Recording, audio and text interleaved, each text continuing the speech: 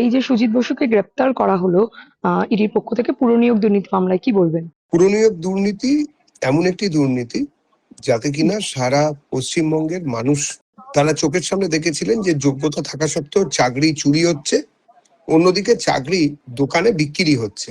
নেতাদের কাছের মানুষ হলেই বা তৃণমূলী পরিবারের লোকজনরা এইসব চাকরি পেয়েছিলেন এবং তার সঙ্গে টাকা লেনদেনেরও বহু অভিযোগ ওঠে। এইসব অভিযোগের তদন্ত করতে গিয়ে ফলস্বরূপ আজকের এই গ্রেপ্তারি। আমাদের সরকার কাউকে আড়াল করবে না, আশা রাখবো।